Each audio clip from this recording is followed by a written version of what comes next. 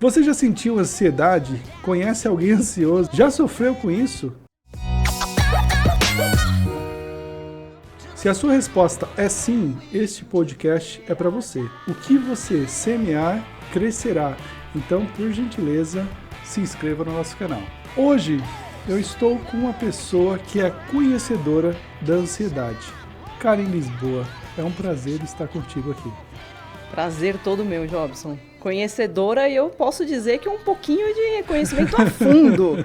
Conhecimento tanto de área de estudo como um conhecimento na pele. Prático, né? Prático. E na hora que você fez a pergunta, se alguém responder não para todas essas perguntas, eu vou ficar na dúvida se é brasileiro. Porque, infelizmente, a gente agora é no país mais ansioso do mundo. A gente tem esse ranking, né? É verdade.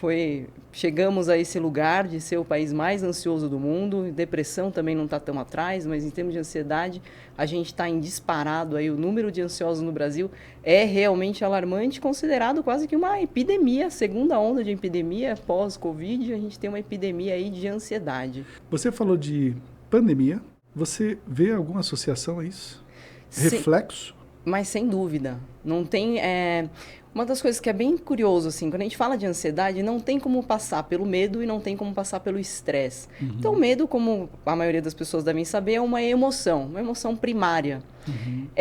A emoção, ela é normal de acontecer, ela tem toda a sua função do porquê acontecer, então a gente tem essa tendência um pouquinho superficial de falar, tem emoção que é boa, tem emoção que é ruim, então eu quero sentir essas e não quero sentir aquelas. Esquece, todas tem lugar para tudo na experiência humana e tem porquê ela está existindo ali.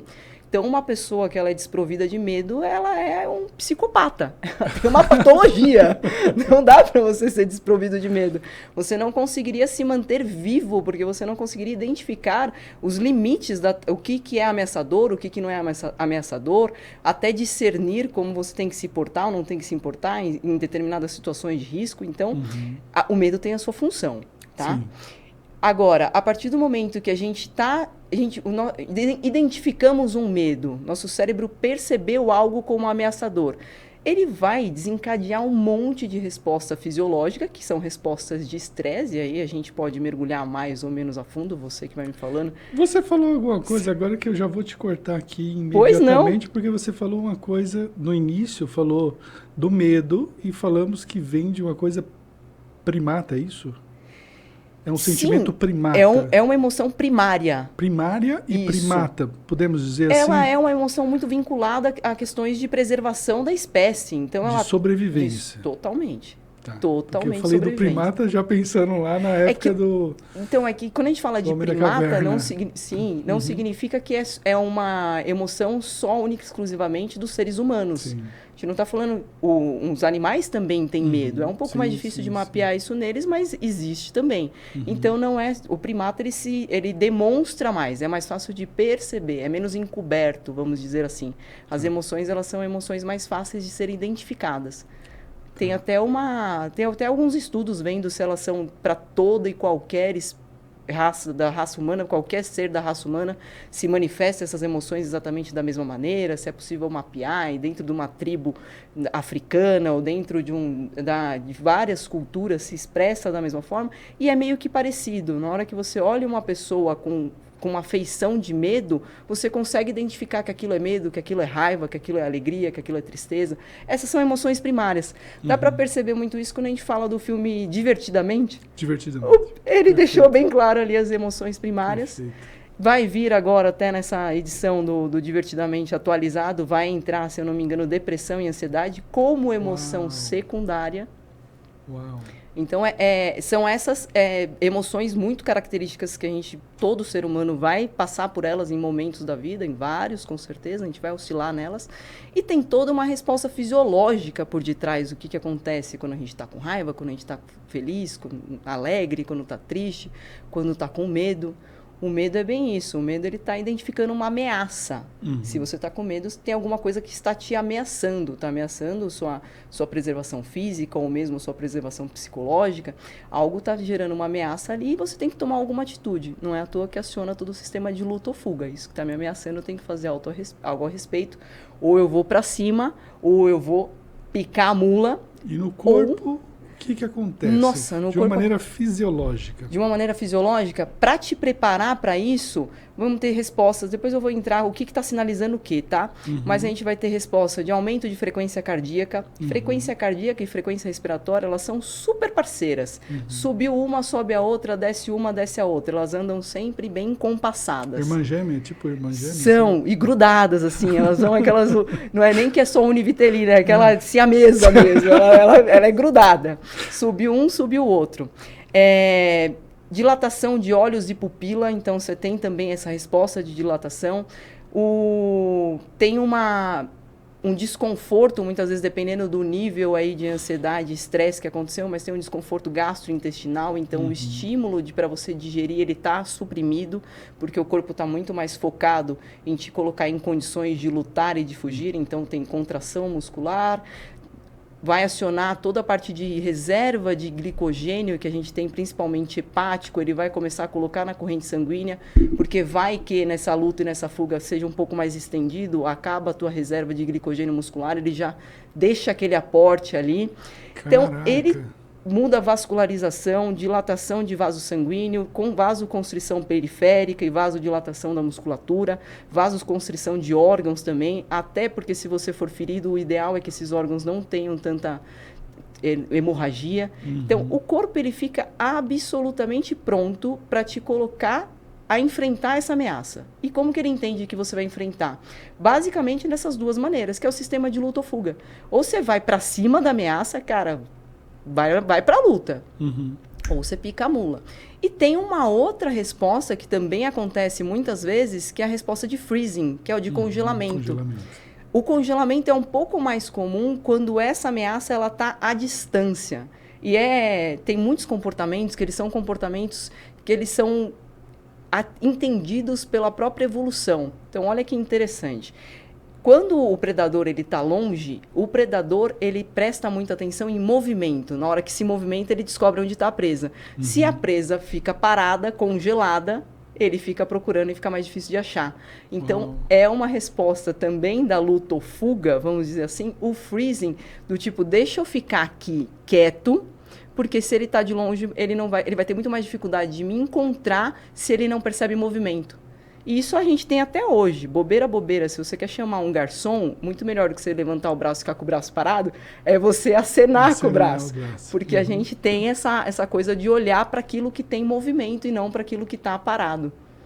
É uma das formas. Fantástico, já foi uma aula aqui. Eu adoro olhar para essas coisas. Já começou aqui. Eu adoro olhar para essas coisas. Parece que você está ansiosa. Tô ansiosa? Parece. Porque eu falo rápido? Você fala assim com a clareza que eu nem te interrompo. Olha, não tô, não. Eu tô na verdade, eu tenho um nível de estresse que é normal. Tem um nível de estresse e ele tem... dá um movimento e ele é necessário. É aí onde eu quero chegar. Perfeito. Me explica isso. Tem um nível que precisa te colocar num estado de prontidão. Então, por exemplo, a sonolência, ela é antagônica a você estar fazendo alguma coisa que te precisa de atenção. Então, um pouco de subir a frequência cardíaca... Vamos colocar um cenário que eu tô lá na minha casa, deitadona no meu sofá, assistindo Netflix. Se olhar meus parâmetros fisiológicos ali, de frequência cardíaca, frequência respiratória, mesmo dilatação da minha pupila, como eu comentei, ou como que está funcionando o meu sistema gastrointestinal, então todo o meu sistema nervoso parasimpático, posso falar disso já, ele está funcionando muito mais do que o meu simpático. O meu simpático ele está mais parado, ele está mais tranquilo, o meu parasimpático está funcionando mais, que é o sistema que tem que estar funcionando quando eu estou em repouso. Relaxada. Quando eu estou relaxada.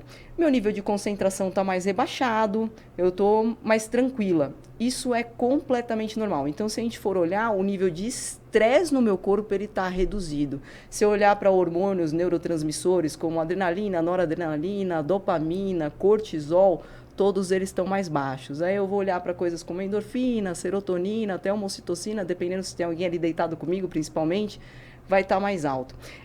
É muito interessante como o nosso corpo ele funciona muito num sistema de gangorra. A gente tem sistemas que eles são antagônicos, quando um sobe, o outro desce, quando um desce, o outro sobe, porque eles fazem situações opostas. Então, se eu estou muito relaxada e você, de repente, estou lá assistindo TV, mas eu nem estou muito prestando atenção no filme ou na série que está passando, você vai passar por mim e falar alguma coisa e falar, que foi? Tem até um nível de desatenção. Obviamente aqui, esse nível ele é ruim. Ele não é funcional para esse meu contexto. Nesse meu contexto, eu tenho que ficar buscando na minha memória tudo que eu já aprendi a respeito, linkando as coisas, entendendo se você está alcançando ou não minha linha de raciocínio, se está sendo minimamente interessante para quem está absorvendo a informação. Então, não cabe o meu parasimpático estar super em alto e o meu simpático estar rebaixado. Eu estar com completamente baixo estresse, porque eu preciso de um certo nível de ativação e não estar tão desligada. Agora, se a gente falasse assim, ó, acabou o podcast, chega, tá tudo certo, aí a gente faz assim. A gente Mas não acabou ainda, hein? Não, nem acabamos nem de começar. Carne Lisboa, na sociedade atual, você falou sobre Netflix, correto? Perfeito. Falei sim. Na sociedade atual, existe um estímulo que eu vejo por mim, né, que eu sou da área de tecnologia, eu vejo pelos meus filhos e por mais pessoas que eu conheço, acho que todo mundo que eu conheço tem algum tipo de vício, né? Nossa. Então, assim, por não termos uma educação, eu digo assim, até afirmativamente falando, pelo que eu vejo, pelo que eu sinto, pelos meus parâmetros, nós não temos uma educação sadia, de uma forma sadia, sobre esses estímulos, né? Eu vejo e sinto um crescimento do estresse e da ansiedade. Faz sentido para você? A gente consegue colocar um paralelo aqui, tá? Faz sentido o aumento do estresse e da ansiedade, tem N fatores que impulsionam. Isso foi uma das coisas que me fez estudar a ansiedade. Já vou abrir aqui o porquê disso. Que te impulsionam a usar mais as redes sociais, usar mais conteúdos tecnológicos, principalmente buscando um certo prazer, buscando uma distração. Eu brinco que tem coisas que a gente faz que o cérebro identifica como gostosinho. É prazeroso, dá um certo gostosinho no cérebro, e principalmente quando esse gostosinho, ele cruza 3 informações. Aqui a gente está falando de sistema de recompensa, a gente está falando de formação de hábito, a gente está falando de dopamina. Você me jogou nesse lugar e não tem como não cair no vício aí, você já vai entender por quê. Tá. Então, o cérebro ele tende a cruzar 3 coisas. Ele vai olhar, eu enxergo alguma recompensa nisso? Enxergo. Aí eu vou dentro dessa pergunta ainda que o cérebro fez. Quanto de recompensa? É grande ou é pequena? A minha percepção não é nem... individual. Perfeito. É individual. Tem algumas coisas que é mais fácil de conduzir, porque é mais... mais prazeroso. É mais prazeroso. É mais fácil de entender o comportamento, então é mais fácil de impulsionar para mais pessoas terem a mesma reação. Mas o cérebro entendeu, sim, é prazeroso. Coloquei num ranking relativamente alto de que a recompensa é grande. Maravilha. É um dos pontos que ele vai determinar o quanto que ele vai liberar de dopamina ou não para te energizar a fazer esse comportamento. Lá atrás, a dopamina ela era entendida como um neurotransmissor do prazer. Depois, esse neurotransmissor foi sendo entendido muito mais como um neurotransmissor da motivação. Então, aquilo que te energiza, te dá um gás para ir atrás da busca de algo. Então, é uma predição de recompensa, eu entendo que vai ter uma recompensa naquele comportamento, eu fico mais energizado para fazer aquilo. Então, entendi que a recompensa é alta, beleza, é um dos parâmetros para eu liberar mais dopamina. É difícil. Qual a percepção de esforço para fazer isso? Se a percepção de esforço for baixa, então é o inverso. Se a percepção de esforço for baixa, maravilha, mais um pontinho para liberar a dopamina rodo. E se eu consigo meter a mão nessa recompensa rápido? Nossa. Na hora que eu cruzo algo que eu entendo que é bem prazeroso, com um nível de esforço baixo para ser feito, e que eu coloco a mão rápido, a dopamina vai lá na casa do chapéu. Ou seja, eu fico absurdamente motivado a fazer aquele comportamento e refazer aquele comportamento. É um hiperestímulo? É um hiperestímulo. Você fica hiperestimulado para isso. E na hora que você descobre, é que a gente tem que olhar por que esse sistema ele existia. Esse sistema ele existe dentro da gente para sobrevivência e para reprodução da espécie. Então, para manutenção e reprodução da espécie. Tudo que a gente identificava lá atrás como prazeroso eram coisas que ou ia cumprir a função de manter a espécie ou de reproduzir. Então, a gente entende como prazeroso o sexo? Sem dúvida nenhuma. A gente entende como prazeroso a alimentação? Entende como prazeroso. Eu, como bom taurino, com certeza. Deve ter um pontinho, um pontinho mais aí no...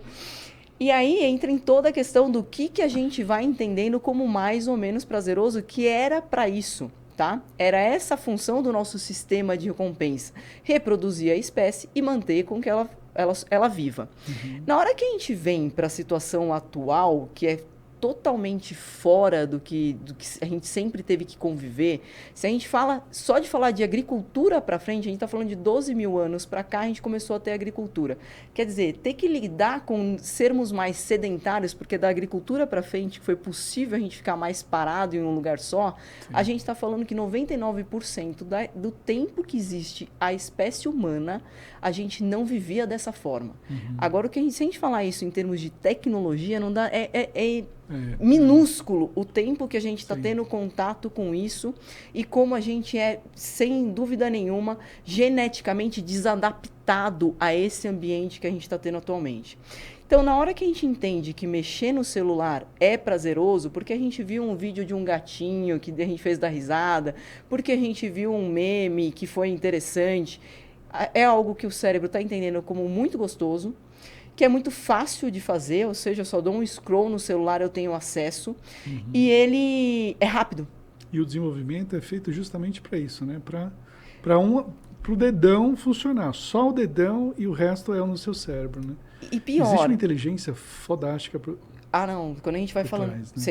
Sem dúvida nenhuma. Quando a gente está falando de neurociência, então entender como é que nosso cérebro funciona e como os estímulos vão, tanto de ambiente interno quanto externo, vai influenciar nas nossas respostas do cérebro, nosso comportamento. Mas na hora...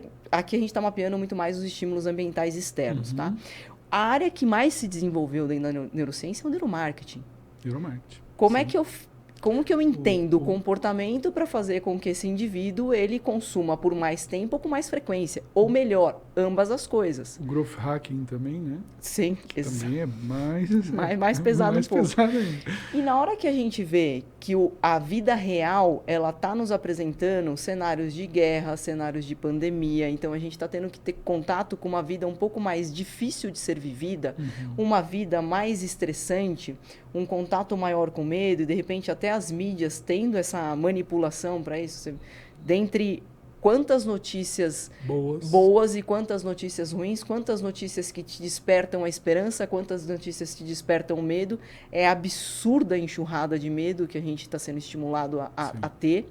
Então, na hora que a gente tem um cenário... É uma forma de controlar também, sem dúvida nenhuma. Aí a gente vai entrar num lugar Então, continua sua linha de raciocínio. A gente vai mergulhar bem profundo aí, mas enfim, manipulação de massa, aí o negócio, quem está no controle, enfim, vai ser...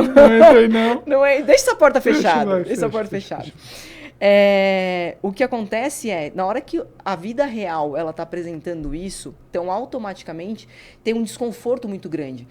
Tanto psiquicamente quanto fisicamente, o estresse ele é desconfortável. Não é confortável você sentir taquicardia, não é confortável você se sentir ofegante, não é confortável você sentir essa inquietação que o seu corpo está todo preparado para te colocar em movimento e às vezes você não sabe nem movimento do que você precisa fazer, para onde que você vai, mas aquele comichão interno.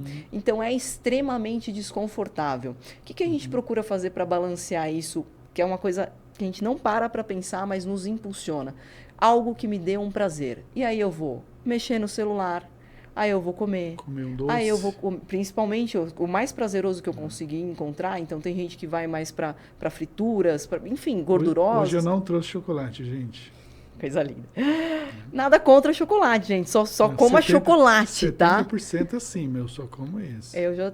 Show. Tô feliz já. Vai de 70%, vai escalando. Tem coisas que valem a pena escalar. Por exemplo, dopamina fácil não vale a pena escalar. Mas o percentual de cacau do seu chocolate vale a pena escalar. Saiba o que você quer escalar, minha gente. Então, esse escale. Aí, a gente vai ser impulsionado para isso, para tentar desarmar esse desconforto. Entende o que vai acontecendo? Então, é muito fácil de você ser impulsionado. Eu tenho alguma coisa aqui difícil para fazer. Ou eu posso ficar mexendo no meu celular. O que eu vou fazer? Eu já estou numa situação de desconforto interno. Eu não estou muito propenso a encarar desafios. Eu estou querendo agora ter alguma coisa que me relaxe. Então, eu vou procurar fazer qualquer coisa que me desligue um pouco o sistema nervoso simpático, me ligue um pouco o parasimpático. Eu vou procurar uma comida prazerosa. Eu vou procurar... Tem muitas pessoas que vão para a bebida, muitas pessoas vão para o cigarro. cigarro, muitas pessoas vão para outros tipos de drogas, muitas pessoas vão para pornografia. Então, é aí que abre toda essa gama. É muito interessante perceber como tem comportamentos que eles andam de mãos dadas, uns com outros. Então, é aquela coisa, se eu não me alimento bem, é muito mais fácil, se eu procuro já desestressar com o alimento, é muito mais fácil eu procurar com o alimento, com o celular, com o que tiver mais fácil. Com o que tiver mais fácil. Porque eu abri esse viés. Então, eu vou... Na hora que eu abro esse armário, digamos assim, eu abri o armário de como ter um prazer mais fácil. É tudo isso que eu vou encontrar, tá? Quando eu vou para um armário de, não, eu quero fazer de uma forma que eu desarme, mas eu desarme com qualidade. Aí é outro armário que eu vou ter que ir. Aí você vai falar, e aí eu vou para onde? Aí você vai para atividade física, aí você vai para dar uma olhada para tua respiração, aí você vai para meditação. Aí a gente vai entrar nisso aí, calma aí. Aí é outro armário que você vai ter que descobrir. Eu tenho várias perguntas para você. Você falou de comida.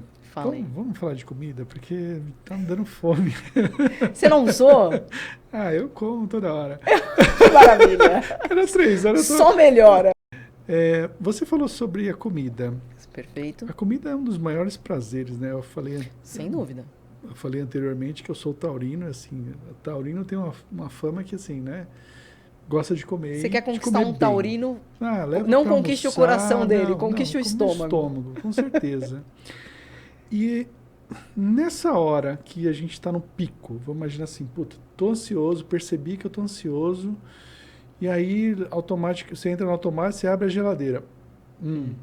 Tá, primeira coisa, qual seria o alimento ideal para saciar isso? Que bacana que você fez essa pergunta, que bacana, porque doce não vai saciar, mas de uma maneira errada, né? O problema do doce, então vamos falar primeiro... Vai estimular, né? O que vai acontecer? Você vai ter um pico de glicemia seguido de um pico de insulina. Então, a gente tem alguns parâmetros fisiológicos que nosso corpo não funciona bem em extremos, nem muito alto, nem muito baixo, que chama homeostase. É um equilíbrio dinâmico dentro de uma régua um pouquinho mais restrita, que não pode, por exemplo, pressão. Subiu demais ou caiu demais, você não funciona direito. Você vai ter ou hipertensão ou hipotensão, e você vai ter todas as consequências disso, você vai perceber que seu corpo não está funcionando, está estranho. Ou você está muito mole, ou você começa a ter uma sensação de tontura, seu corpo não vai funcionar.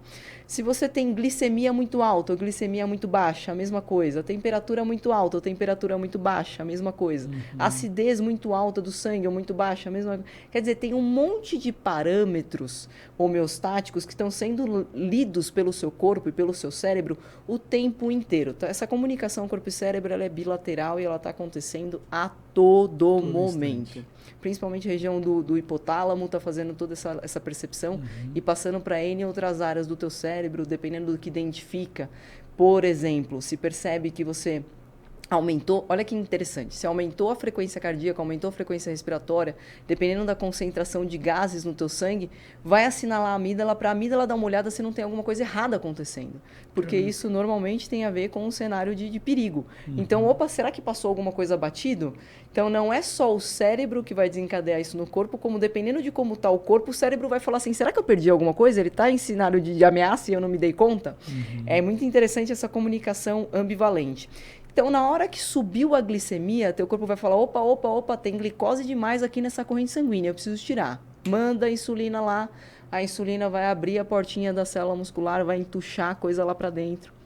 E aí é interessante a gente perceber, a gente pode entrar nisso também, que se a pessoa ela é sedentária, ela já está com estoque de glicogênio. Depois que entra na célula muscular, ele se aglomera. Então, imagina que a glicose é uma uva e o cacho de uva é o glicogênio, tudo bem? Sim. Se aglomera e vira um glicogênio muscular ali. Na hora que essa pessoa não tem o hábito de fazer atividade física, ela não utiliza, ela quase não se movimenta, como hoje em dia é muito fácil viver dessa forma, esse armário de glicogênio muscular está saindo pelas tampas. Não é à toa que a gente começa a ter um cenário de resistência à insulina. Quer dizer, a resistência é Cara, não adianta você querer enfiar ali dentro do músculo, porque não tem espaço. E aí o corpo, o que ele faz? Ele manda mais insulina para ver se ele consegue fazer com que entre mais dentro da musculatura. Então vai vendo, olha o cenário que vai se formando. Tá uma bagunça. Vira uma bagunça incrível. Gigante. Mas vamos supor que você está ainda com o estoque relativamente tranquilo, dá para colocar lá dentro. Quando você dá um pico muito rápido de insulina, muito rápido de glicose, melhor dizendo, muito rapidamente, muita insulina liberada. Então é muito fácil você ter uma queda depois, uma hipoglicemia de rebote, que a gente chama. Então você sai de um parâmetro que foi muito lá para cima e cai de repente muito para lá para baixo. Já percebeu quando a gente come coisas muito que tem um alto índice glicêmico, né, que a gente acessa rapidamente muita glicose, como rapidinho dá uma sensação de fome depois de novo? Sim. É o nosso cérebro agora entendendo que teve uma hipoglicemia. Falou, pô, peraí, agora passamos do ponto, a gente desceu essa homeostase aqui demais, precisa voltar para um equilíbrio. Isso, todo alimento nesse sentido, ele vai dar esse craving, essa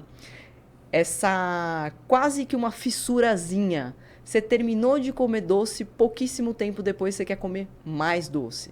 Você comeu alguma coisa que ela, principalmente se ela for 50% gordura e 50% carboidrato, que é uma proporção que não existe na natureza, você está numa proporção lascado, porque ele hackeia, sabe aquela história de hackear? Uhum. Ele hackeia o seu sistema de saciedade e recompensa. Então ele fala muito mais, coma mais disso, porque na natureza você consegue acessar muita caloria de duas formas. Ou um alimento com muita glicose, com muito carboidrato, ou um alimento com muita gordura. Essas duas formas. Então, por exemplo, você come um abacate, tem gordura pra caramba, mas a glicemia é baixa. Você come uma banana, tem glicemia alta, mas a gordura é baixa. Na natureza não tem nada que seja 50% cada um. Isso dá um bug no nosso cérebro, e nosso cérebro fala, eu não sei aonde você encontrou essa coisa sensacional, mas coma até morrer, porque com certeza você não vai achar de novo. E você vai morrer. E o pior é isso. Então, olha que loucura. A gente tem todo um sistema que funciona para demonstrar que a gente está saciado. Tá? A gente tem N sinalizações. Essa sinalização é uma sinalização de leptina, então informando quanto que a gente tem de gordura armazenada nas nossas células adipócitas, para falar que o que a gente comeu já está bom. A glicemia vai dar sinal de saciedade. A própria dilatação de estômago e intestino, então mecanorreceptores ali vão estar assinalando. Só que o seu sistema de recompensa ele está berrando tão alto. Ele está tão... Cara, que animal isso que você descobriu. Sorvete, chocolate ao leite, qualquer coisa, né? Percebe? Não tem como ficar saciado com esse tipo de alimento, porque ele está gritando um outro sistema. Ele está ali, isso é sensacional, coma mais. Enquanto as outras informações estão ali. Para, já deu, chega. Tá sussurrando no teu ouvido, o sistema de recompensa tá gritando. Mas você não escuta. Você vai olhar e falar, quê? Hein? E metendo colherada para dentro. Na hora que você viu, você já tá quase passando mal, você já tá quase colocando uma colher de sorvete na boca e saindo pelo ouvido, porque você já passou do ponto há muito. Mas é exatamente por conta disso. Então, na hora que a gente vai entrar nesse lugar, aí que você não vai sair, você não vai nunca estar satisfeito, você vai aumentar mais ainda a sua sensação de ansiedade. Eu preciso continuar fazendo isso.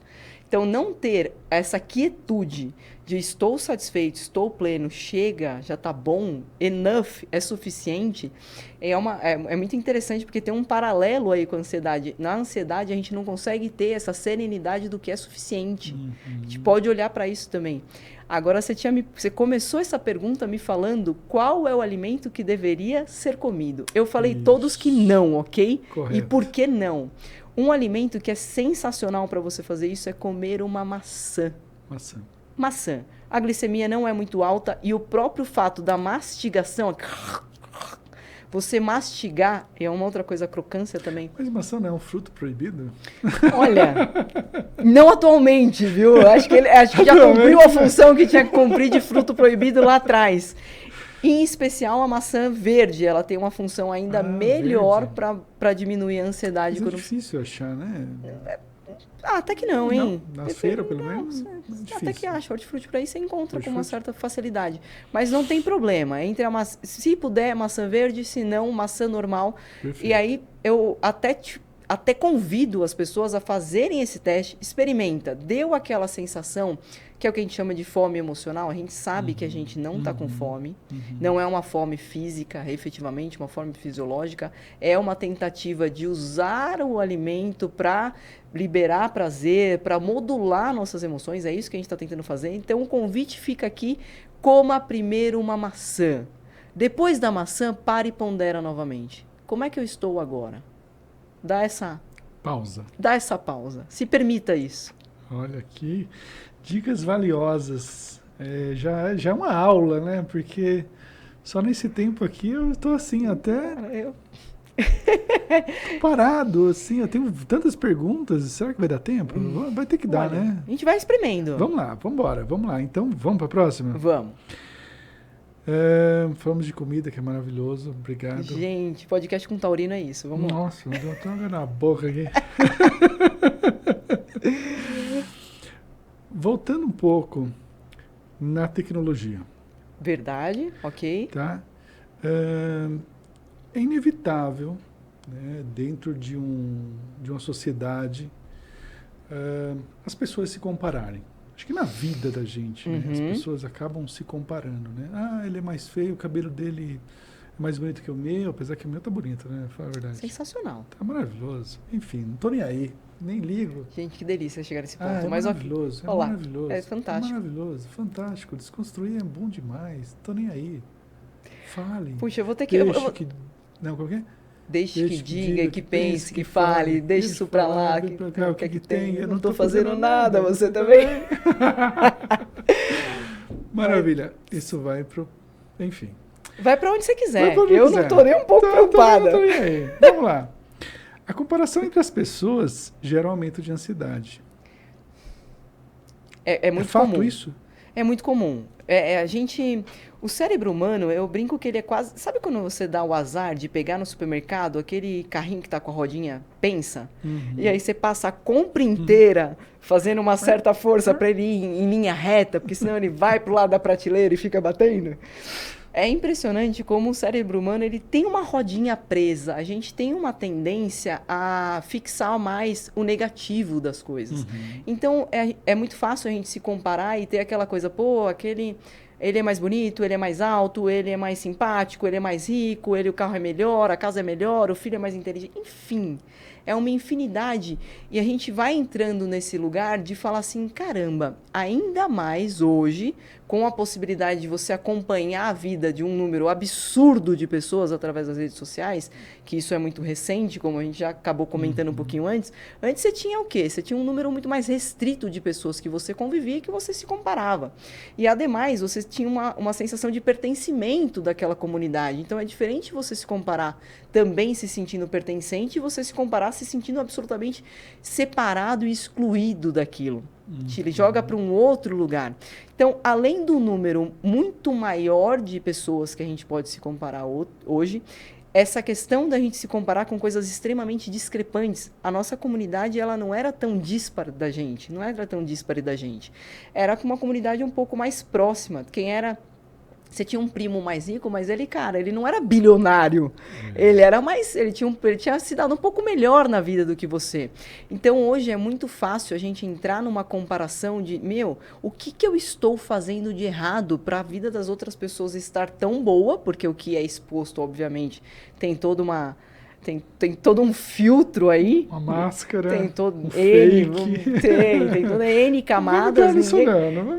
Aí volta na história, né? Todo mundo vê as canas que eu bebo, mas ninguém vê os tomos que eu levo. Ninguém tá publicando o tomo. Exato. Então todo mundo tá só a família Doriana, só o sucesso, só publica quando dá tudo certo. Então, se comparar com esse cenário, te coloca numa condição que você se sente menor.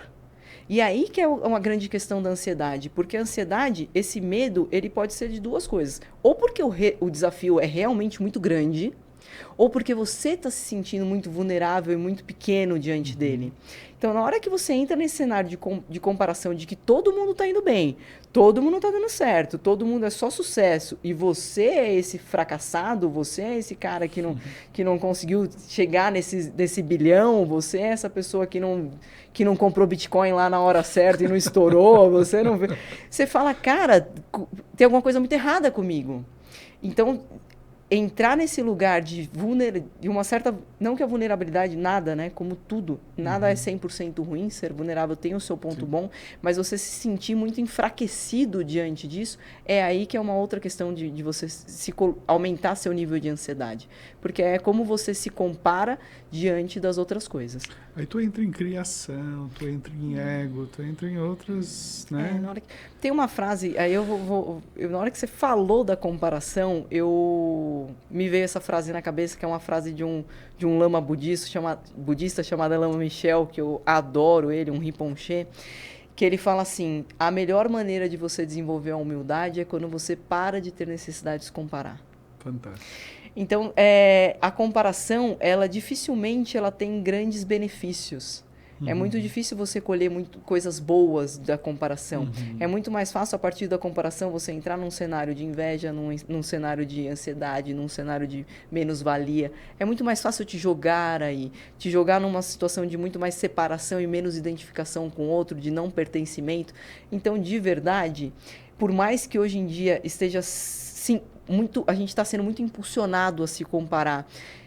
Procura policiais, porque tudo é um hábito. A gente somos seres de hábitos. Então, procura dar uma olhada, dar uma desconstruída nesse hábito. Saia desse lugar. Perfeito, perfeito. Nossa, cada pergunta é um show. Que maravilha, meu Deus do céu. Sucesso, galera. Ansiedade. Chega a pessoa a uma crise de pânico? Chega. Chega. A ansiedade, ela tem tanto aquela questãozinha assim de, puxa, eu marquei uma viagem, tá? O mês que vem eu vou mesmo. Eu ainda não tô ansiosa, tá? Mês que vem eu vou viajar. Só tô lembrando. Eu acabei de lembrar agora.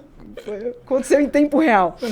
Mês que vem eu vou viajar. Então tem aquela coisa assim, é muito comum, a ansiedade ela tá vinculada a uma certa incerteza. Se eu vou fazer algo que eu tenho absoluta certeza como vai ser tudo tintim por tintim, então sei lá, alguma coisa que eu faço todo dia, não tem mais ansiedade vinculado àquilo. Precisa ter um fator de incerteza para disparar a minha ansiedade. Então, na hora que eu vou para uma viagem, para um lugar que eu nunca fui, com pessoas que eu nunca fui, é normal, tem um nível de incerteza relativamente grande, então é normal ter essa ansiedade e é bacana ter um nível dessa ansiedade sadio. Que é extremamente sadio.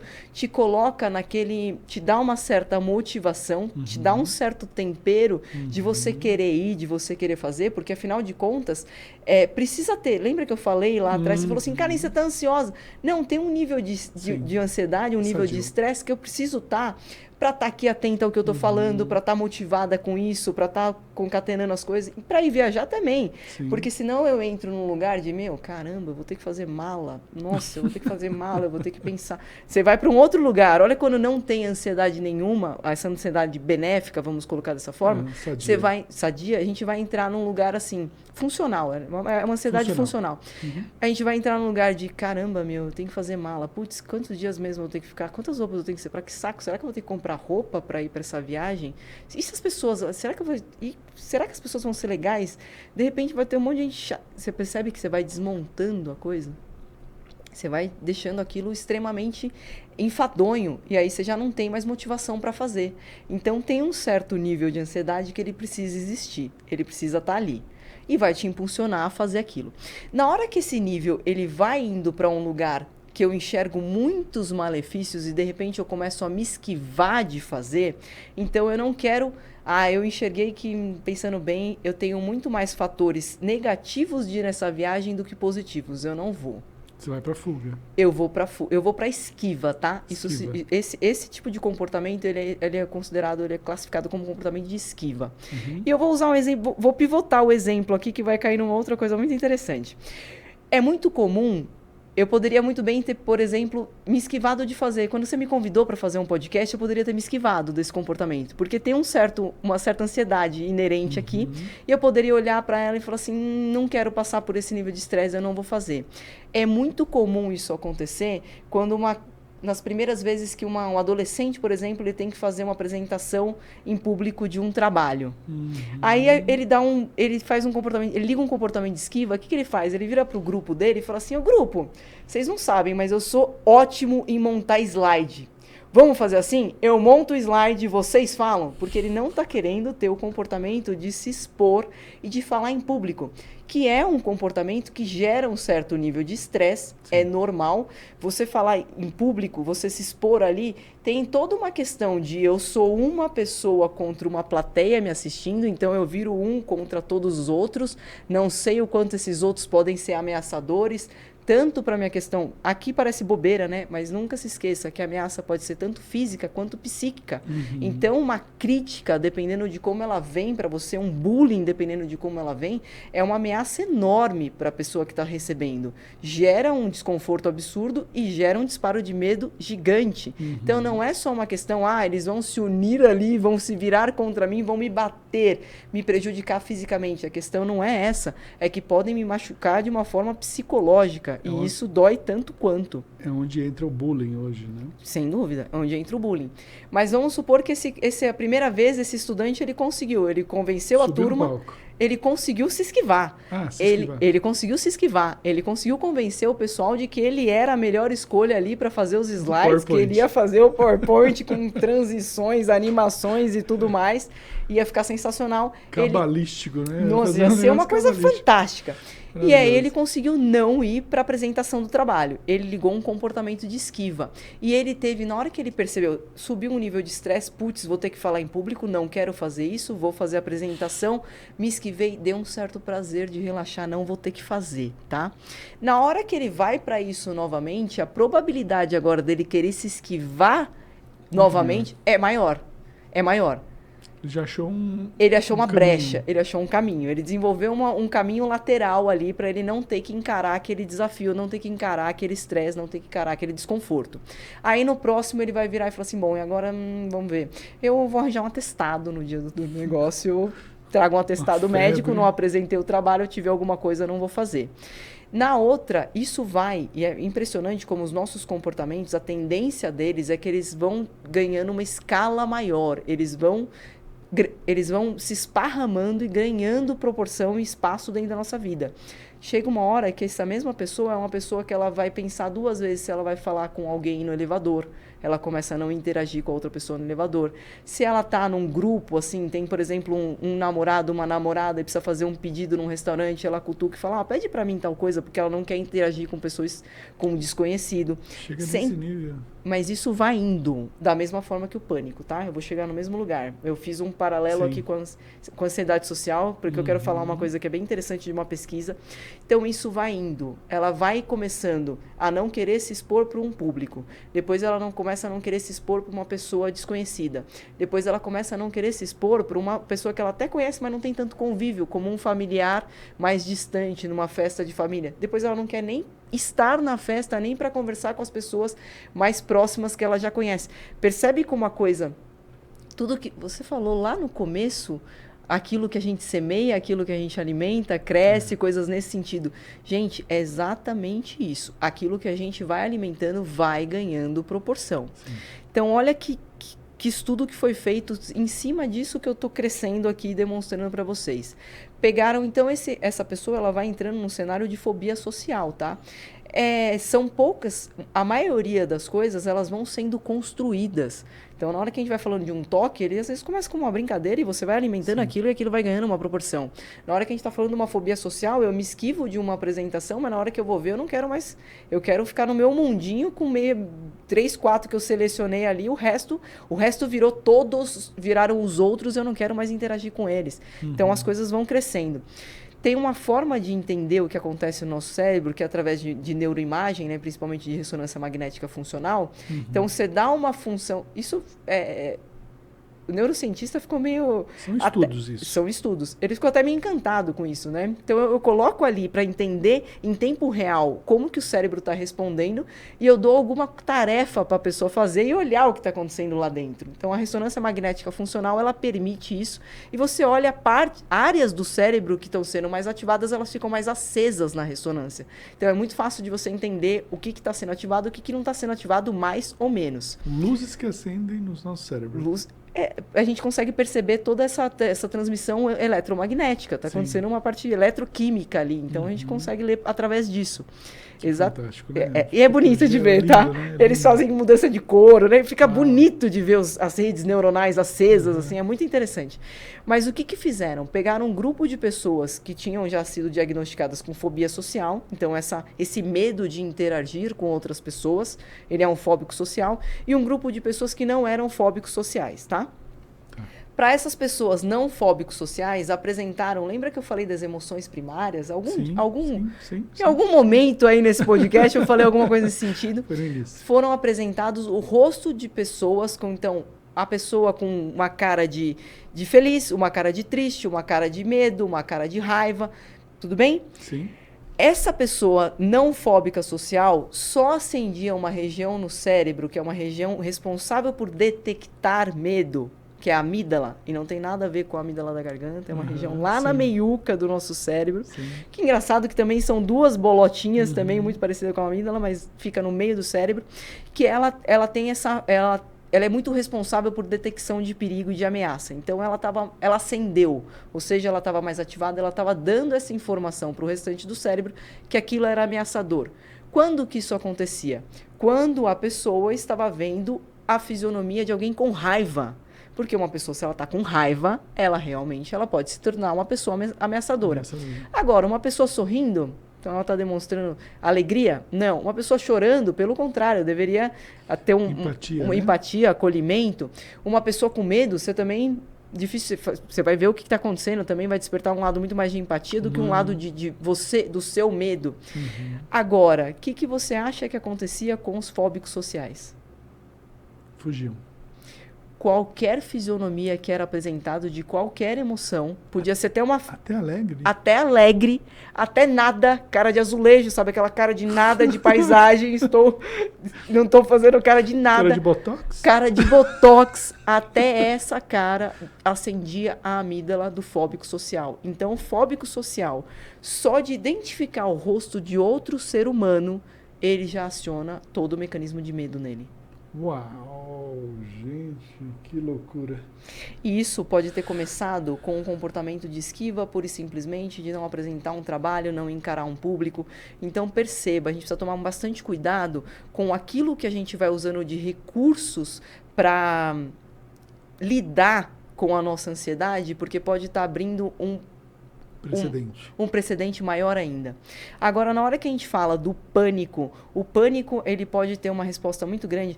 Tem duas coisas que vão fazer com que fique muito armazenado no nosso cérebro. A gente tem duas formas de construir vias muito delimitadas, muito bem caracterizadas no cérebro, muito bem firmadas no cérebro. Ou a gente passa por elas várias vezes. Então, eu gosto muito de uma analogia. Imagina o nosso cérebro como se ele fosse uma mata fechada. Tudo bem? Você vai começar a abrir a clareira ali, vai dar um trabalho danado, você vai abrir um pedacinho só, facão, vai deslocar pouco, blá. Isso também tem muito... Isso que eu estou falando é muito baseado em neuroplasticidade e nosso mecanismo de aprendizagem, tá? A gente pode ir fazendo dessa forma, então a gente vai passando várias vezes nessa trilha.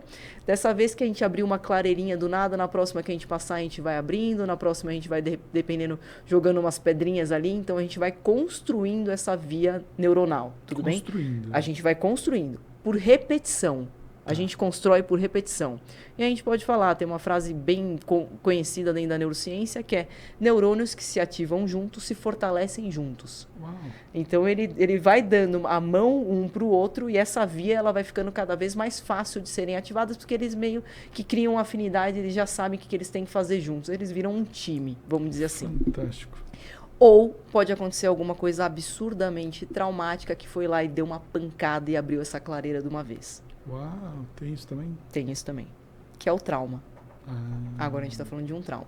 Então, na hora que a gente vai para um ataque de pânico, a gente pode chegar nesse extremo ou porque a gente fez alguma via de medo passando várias vezes e foi ampliando até a gente chegar nesse lugar, ou porque a gente está respondendo a alguma situação de trauma. Então, a gente colocou... chegamos num cenário que nos remete muito àquilo de ruim que a gente passou. E aí a gente pode ter um ataque de pânico. Karen, eu tenho perguntas do Instagram para você. Adoro. Vamos lá. Ansiedade tem tipo? E quais os tipos? Nossa, tem tipo a beça, tá? Quando a gente fala do DSM-5, que é o Manual de Diagnóstico de Doenças Mentais Mundial, Caraca. Ele é americano, mas ele funciona como parâmetro mundial. E ele é revisado, então agora ele está no 5. Tem algumas coisas... E vão mudando. Tem algumas coisas que vão entrando, como fazendo parte, outras vão saindo, enfim. Mas sim, a ansiedade ela tem várias subdivisões. Uma que é muito comum, que é a TAG, que é o transtorno de ansiedade generalizado, que você começa a se sentir ansioso e perde até um pouco a referência do que é o seu objeto de ansiedade, afinal de contas. Diferente de uma fobia específica. Por exemplo, uma pessoa, que é um outro tipo, a pessoa sabe que ela tem medo de altura. O que dispara toda essa questão de estresse, de ansiedade nela, é estar em locais altos. Então, é uma fobia específica. Também é muito comum com relação a animais. Então, a pessoa tem fobia de aranha, tem fobia de cobra. Algumas pessoas têm fobia de cachorro, por ter ou não se... Você tá minha sobrinha... Ela manda. Eu vi que ele queria falar, gente. Eu não... Minha sobrinha, Jaiane, beijo, tem fobia. De verdade, de borboleta. Olha isso. Cara, é um negócio... E assim, desde pequena. Impressionante. E essa é uma característica, tá, do medo por detrás de uma ansiedade, por medo de trás de uma fobia. É irracional, porque se você virar para ela e falar assim, mas qual a lógica por detrás de ter medo da borboleta? Qual gatilho, o que ela pode fazer contigo? O negócio, por isso que ele é patológico. Quando ele se torna irracional, que entra a parte patológica também. Então, mas é uma das ansiedades mais fáceis de serem tratadas, que mais surte efeito e mais rápido, é fobia específica. É a mais tranquila de você tratar. Principalmente num caso que não é diferente de uma pessoa que tem medo de cachorro, que daí tem um trauma provavelmente por detrás desse medo. Quando eu era pequena, um cachorro me mordeu. Eu tenho até uma aluna minha que ela tem uma cicatriz aqui na boca, porque o cachorro mordeu a boca dela de pequena. Então, é impressionante. Ela cruza o animal, obviamente o animal entendendo o medo dela, a tensão dela também fica tenso e aquela coisa se comunica, porque o sistema... A gente pode entrar muito nesse lugar. O sistema nervoso, ele se conversa, por isso que às vezes ele se corregula. Um sistema nervoso se corregula com o outro porque existe uma comunicação, que ela é uma comunicação muito mais sutil do que a nossa comunicação verbal, nossa comunicação gestual e coisas nesse sentido. Mas a gente pode entrar nesse lugar também. Eu falo lá da sua filha, mas eu não terminei de falar dos tipos de ansiedade ainda. Não termina não. Você falou uma coisa interessante que agora me gerou uma curiosidade. A minha filha, quando era pequena, ela morria de medo de cachorro. Não teve nenhum trauma, nenhum. Mas ela via um cachorro do outro lado da rua, ela simplesmente escalava e estava aqui na minha cabeça.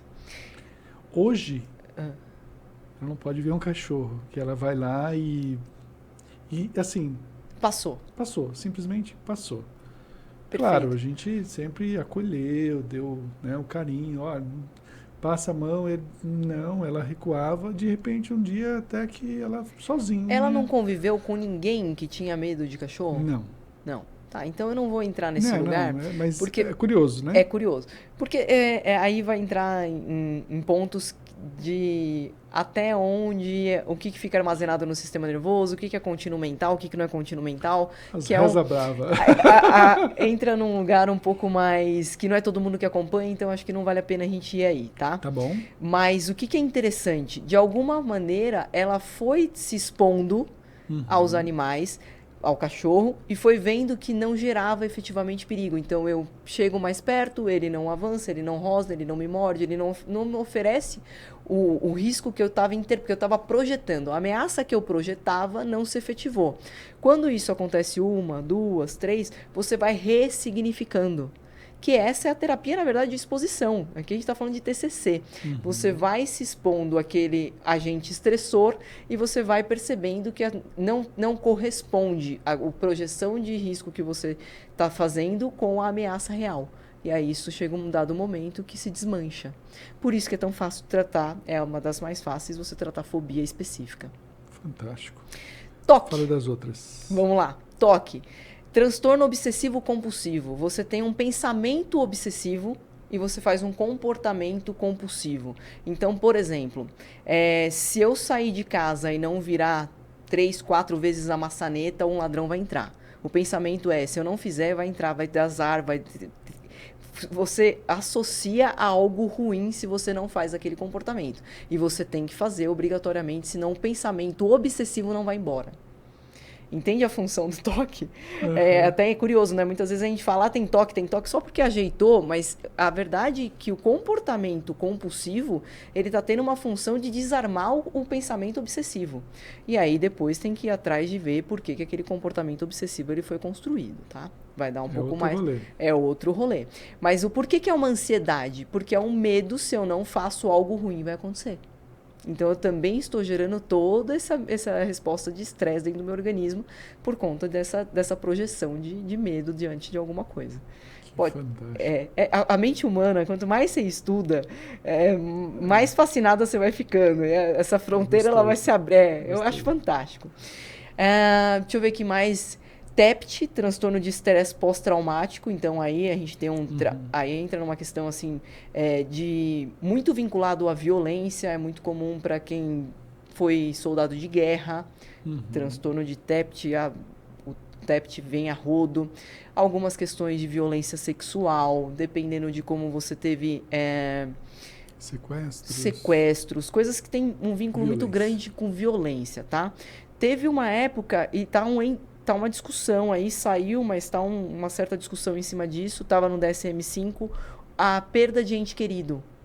Então, o luto entrava como um TEPT. Caraca. E aí tinha umas questões de que tinha que ser um luto que você vivenciou o luto, você tinha que estar presente, tinha que ter um caráter de ter sido abrupto, então não se a pessoa estava com uma doença crônica, era meio que esperado.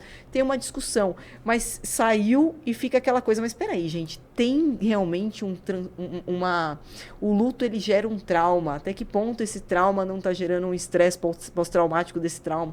Então, ainda não está muito fechado o TEPT aí para que lado que vai ou deixa de ir. Fobia social, que a gente acabou comentando antes, essa questão de eu vou cada vez mais me esquivando de interagir com outras pessoas. Você vai pro lado da solitude.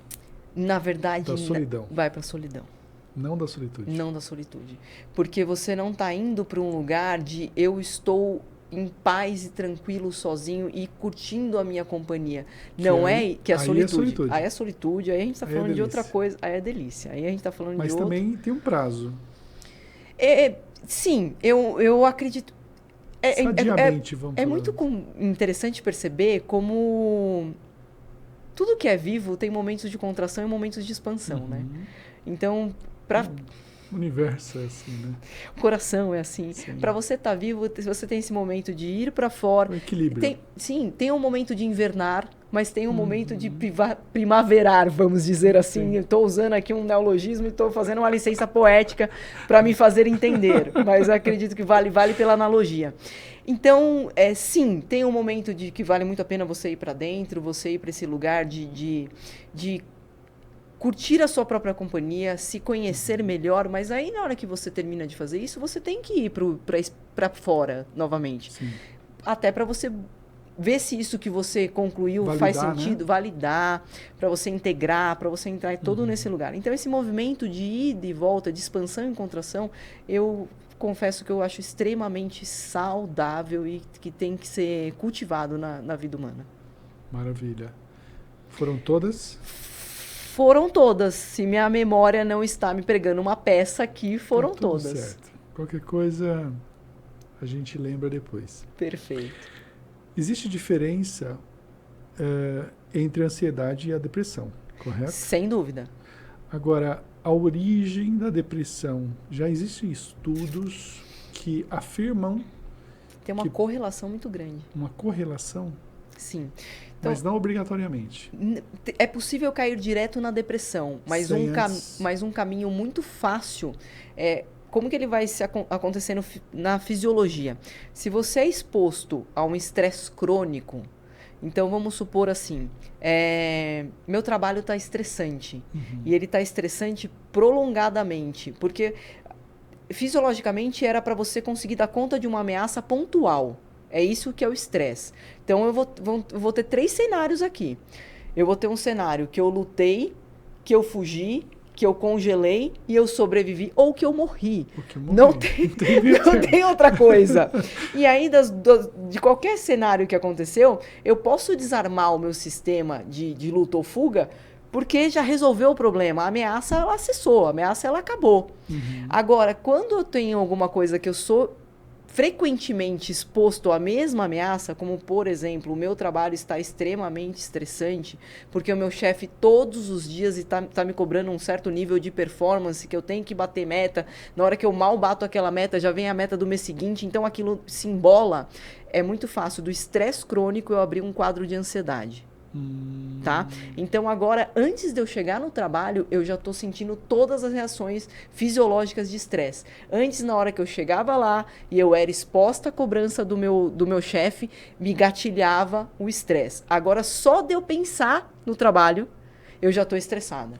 Você falou uma coisa aí muito interessante que me fez lembrar uma coisa que eu estava pesquisando, que é só o fato, você usou uma frase dizendo, só o fato de eu pensar. Ou seja, o nosso cérebro, ele não sabe se é real ou não. Não sabe. Não sabe. E isso é uma faca de 2 gumes, né? Pode ser bom? Mas segura... Ó, eu vou voltar nessa faca. Tá. Eu juro que eu vou voltar, mas eu só vou terminar a linha de raciocínio pra gente chegar na depressão. Mas essa faca tá guardada aqui. Tá bom. Tá embanhada. Cuidado, hein? É uma espada. Então, veja só. O estresse crônico, ele predispõe à ansiedade. Tá. E a ansiedade crônica predispõe à depressão. Entende? Então, na hora que eu... E aí aqui a gente pode especular um pouco, porque já foi caracterizado que, sim, o estresse crônico ele é um preditor de depressão, tá? Você ficar num cenário aí de 6 meses de ansiedade crônica, é muito provável que na sequência você vai entrar num cenário de depressão também. Agora, vamos especular por que será que isso pode estar acontecendo?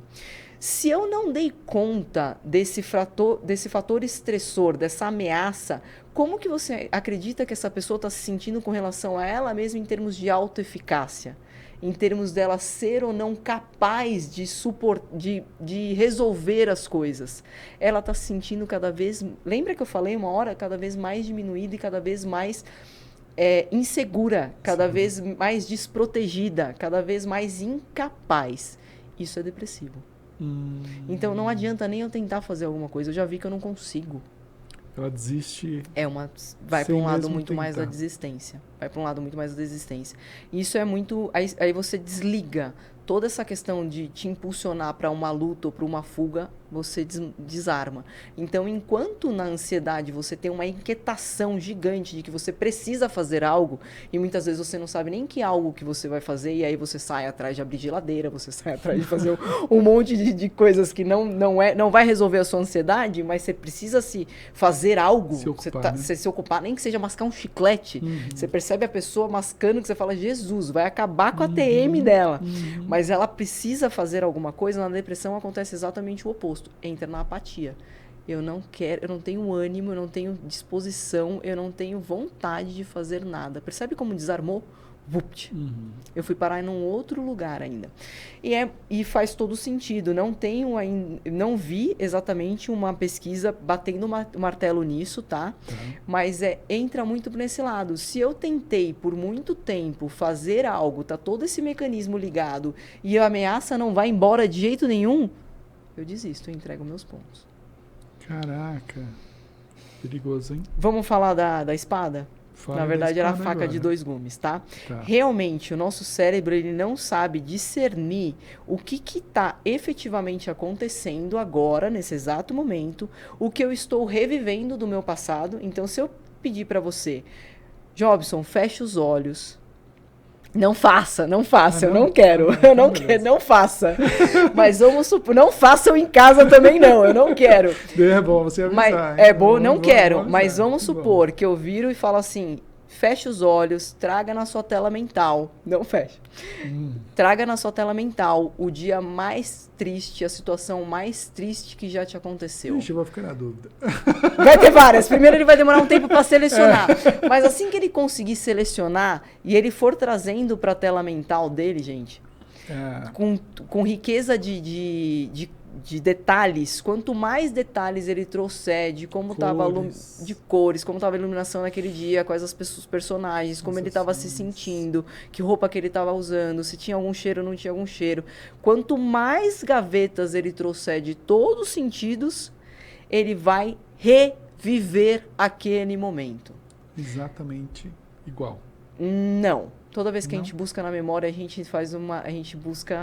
não consegue buscar o momento exato, tá?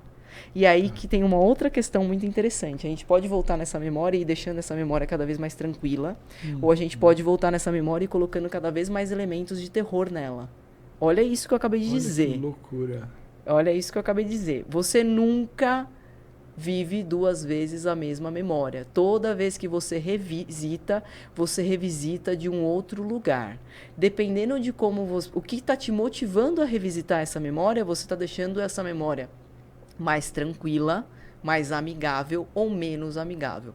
Mais traumática ou menos traumática. Isso pode ser uma ferramenta terapêutica ou, com perdão aqui, uma ferramenta de tortura.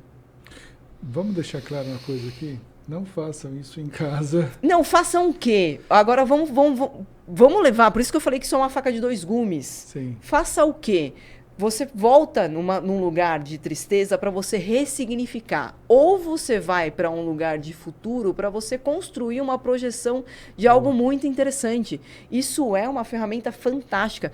Isso, na verdade, até dentro do TCC, é utilizado como ferramenta de exposição aquilo que você tem receio. Então, uma técnica de você tratar uma fobia específica, desculpa, mas pode ser tratado para fobia social também. Então, esse cara que ele não queria fazer a exposição do trabalho dele na frente, porque ele já estava projetando ali que ia ter alguém fazendo bullying, que ele ia passar uma vergonha tremenda, se ele tivesse usado a mentalização para se colocar ali, falando a fala dele, indo super bem, apresentando super bem as pessoas, abrindo um sorriso, ele teria tido um efeito absolutamente contrário. Então, é muito louco isso, né? Eu acho. Você me fez lembrar de uma frase que a Cabala fala. E a Cabala diz assim, nos estudos da Cabala diz assim: o seu maior medo pode ser o seu maior triunfo. Sim. E o seu... Lei hermética, me levou agora para a lei hermética. Exatamente. Perfeito. E a sua maior qualidade pode ser o pior defeito. É muito louco, né? Você pensar isso e falar, pô, mas e aí? Onde acha esse equilíbrio? Eu costumo dizer que o equilíbrio, ele está muito vinculado à sabedoria. Se você não tem sabedoria de como você usa, a ferramenta é a mesma. Então, a gente está falando, voltando aqui só no que a gente estava dizendo, a gente está falando da ferramenta mentalização. Que nada mais por detrás né? Que nada mais está por detrás de eu voluntariamente guiar os meus pensamentos. É isso que a gente está falando. Eu estou voluntariamente guiando os meus pensamentos. Então, eu até diria que você está num momento de total lucidez que você está pensando e você não está sendo pensado. Perfeito. A gente pode ir até para esse lugar. A sabedoria está aí. Primeiro, presença. Sem presença, não tem como ser sábio. Segundo, o que eu estou querendo fazer com essa minha presença? Então, é a escolha, tomada de decisão. Qual é o propósito daquilo? Qual o propósito? Né? Você entrou num ponto e... Agora a gente está começando a abrir um lugar bem interessante. Vou desnudar um pouquinho mais. Faça isso, desnude. Vou desnudar um pouquinho mais, porém eu não tenho toda a autoridade e nem permissão de falar. Vamos lá, vamos ver até onde a gente consegue margear. Quais são essas bordas? Vamos lá. Existe hoje estudos, até aqui no Brasil, com o uso de psicoativos. Tá? Para justamente tratar traumas. Né? Já é sabido que hoje no Brasil tem ONGs conhecidas e não conhecidas também, que tratam focado para crianças com epilepsia com o uso de cannabis. Sim. Além da cannabis, tem vários outros... separa qual que é o psicoativo, que vai utilizar, o que não vai. Enfim. Exatamente. Então, entra numa questão de psicoativos mesmo. Aí a gente pode falar de psilocibina, a gente pode falar de ayahuasca, a gente pode falar de N. Não vamos, acho que eu não quero Mescalina, entrar nesse... Não vamos abrir entrar, tudo. Não. Quando a gente entra nesse quesito aí, a gente fala de psicoativos, né? Que já tem estudos, inclusive fora do nosso país, acho que na Austrália, Canadá também, Califórnia, alguns estados dos Estados Unidos, já permitem o uso para tratamento justamente de depressão, ansiedade, dor crônica, dores, traumas. Né? Você falou de traumas um pouquinho antes. Não vamos entrar nesse parâmetro aqui. Tudo bem? Tudo bem. Mas faz muito sentido o que você falou sobre essa questão de revisitar as memórias. Né? Existe uma maneira segura, existe maneiras sadias. Né? Vou para outro lugar, tá? Bora. Vou pivotar um pouquinho. Vou. Mas olha que interessante isso que você está dizendo, porque a gente usa esses recursos de psicoativos para ir para um outro ambiente neuroquímico. Então, a gente quer que nosso cérebro esteja com outra química acontecendo para você poder revisitar de um outro lugar essas memórias traumáticas. Você acredita que isso acontece no sono? Porque é bem isso. Uma das grandes funções do sonho é te revisitar as memórias e te preparar para as futuras, né? Ele funciona tanto como simulador quanto ressignificação de passado. E é muito louco isso. Sonho é um negócio à parte, né? A gente queria estudar mais em Jung para falar disso. Eu também. Eu estudei um pouco de Allan Kardec. Ele tem um livro chamado Livro dos Sonhos. Só fala de sonhos. Maravilhoso. E tem Yoga dos Sonhos também, que eu tô um pezinho para fazer, era para ter feito no final do ano e ainda não fiz. Yoga dos Sonhos. Mas aí a ideia é que você vá para dentro do sonho com lucidez de que você tá sonhando e você navegue ali. Mais uma pergunta para você. A nossa sociedade pode causar... É do Insta? Adoro pergunta. É do Insta. Adoro pergunta. Ainda tá no Insta aqui, cara. Tem bastante pergunta aqui do Insta. A nossa sociedade pode causar ansiedade em terceiros? Muito legal essa pergunta. Adorei essa pergunta. Olha que interessante. Na hora que a gente começa a perceber a ansiedade, principalmente em crianças, a gente vai olhando os pais e a gente vai vendo esse comportamento. Tem uma coisa que se chama comportamento aprendido. Então, é muito comum a criança ela reproduzir comportamento das pessoas que ela convive por puro aprendizado. Olha, eu vou abrir um outro caminhozinho aqui e já volto para esse, tá? Teve uma época que foram estudar por que pessoas puxavam um jeito de caminhar até dos pais. Falavam, nossa, é o tamanho do fêmur que é igual, é o tamanho do quê? O que acontece que anda igual o pai? É simplesmente neurônio espelho. Eu estou vendo alguma coisa e eu estou espelhando aquilo que eu estou vendo. Então, o nosso comportamento... Não é que está na... Tem muita coisa que a gente atribui à genética. E que não é genética, é epigenética. Nesse caso aqui, nem epigenética não é. É neurônio espelho puro. É comportamento aprendido que está sendo reproduzido. Então, sim, conviver com pessoas ansiosas faz com que você tenha um aprendizado e uma reprodução desse mesmo tipo de comportamento. E também dá para a gente ir para um lugar um pouco mais profundo, que é essa corregulação de sistema nervoso. Nosso sistema nervoso, ele é quase como uma rede de Bluetooth. Existe uma conversa que está acontecendo ali, que é uma conversa muito mais sutil, que é uma conversa que a gente não tem tanto hábito mas de prestar atenção, mas ela existe. Então, quase como... Não tem momentos que você conhece uma pessoa e fala assim, nossa, adorei essa pessoa, não sei explicar o que acontece. E ela não fez nada que justificasse racionalmente aquilo, da mesma maneira que tem gente que você olha e fala, meu santo não bateu, aí coloca nesse lugar, mas tem muito a ver com essa... né? Perfeito. Tem muito a ver com esse emparelhamento aí, com esse como que um sistema nervoso foi sentindo outro sistema nervoso. Então, sim, se você está num ambiente, mesmo com várias pessoas que são extremamente ansiosas, por mais que você nem troque tanto, interaja tanto com elas, só a proximidade acaba tendo um emparelhamento ali, eles se corregulam, se comodulam, entendeu o que eu falei? Entendi. Na hora que eu estava falando, me remeteu até aquela questão, você pega muitas mulheres convivendo juntas dentro de um mesmo lugar, por mais que elas não interajam, o ciclo menstrual, ele começa a nivelar, ele começa a se correlacionar.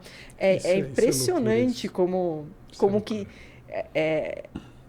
Parece que tudo que está vivo tende a ir formando grupos, né? A gente tem essa tendência, e o ser humano é um dos animais mais pró-sociais que existe, por mais que não pareça. Na hora que a gente faz estudos de pegando criança, você percebe que a gente tem essa tendência a querer andar em comunidade, querer ser cooperativo, é que a gente vai, infelizmente, a gente vai corrompendo isso com o amadurecer, com o avançar da idade, com o avançar de convívio em sociedade.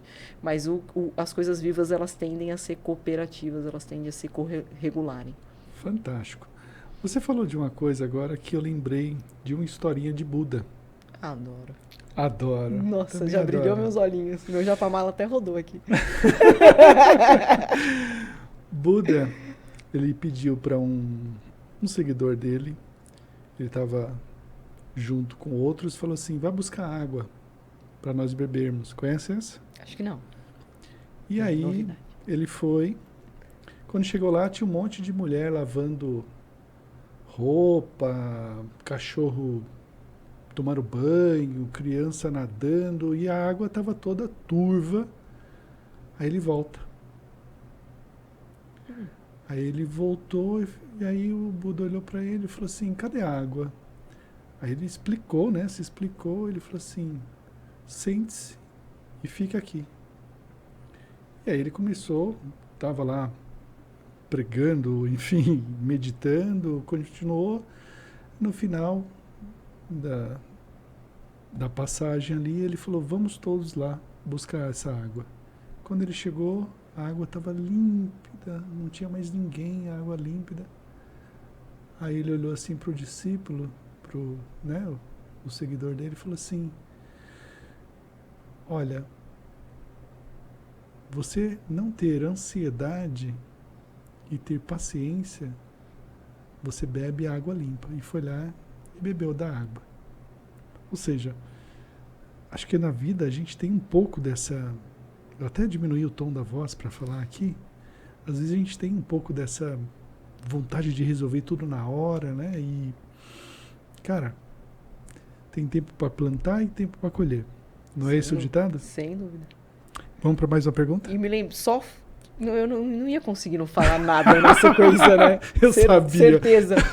E tem uma coisa que... Nossa, o gatilho. Que você falou da paciência, né? Uhum. Dizem que a paciência é a mãe... Da paz. A ciência da paz também tem esse olhar. E que é a mãe de todas as outras virtudes.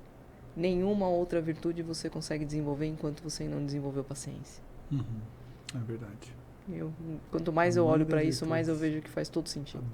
Adoro virtudes. Vamos falar de virtudes um dia.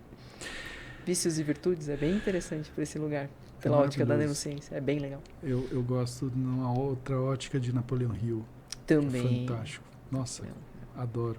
Nossa, desvendou coisa pra caramba esse aí também. Nossa, Napoleão Hill, o Jung. A gente tá falando de pessoas assim que desvendaram coisas pra caramba. Só gente top. Os estudos de Napoleão Hill são maravilhosos. Assim, 15 anos, cara, estudando a mente do ser humano.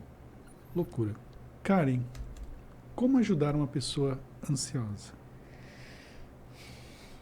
Olha, acho que a melhor maneira, primeiro, né? A gente não pode esquecer que dependendo do nível de ansiedade vai precisar de um auxílio profissional. Sim. Não tem para onde correr.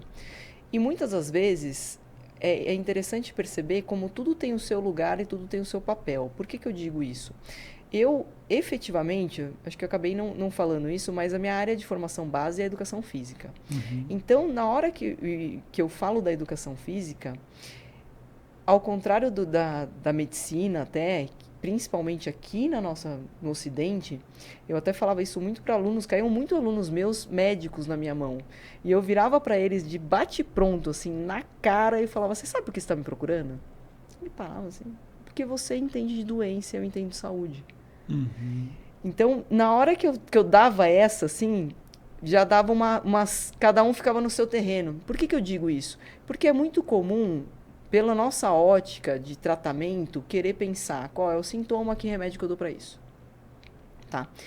E eu não sou completamente a favor de medicamento da forma que é utilizada, mas eu não sou completamente contra. Quando que eu acredito que vale super a pena? Quando precisa realmente que seja regulado o sistema entre alguma coisa externa, porque internamente a pessoa não está mais conseguindo se regular de maneira alguma.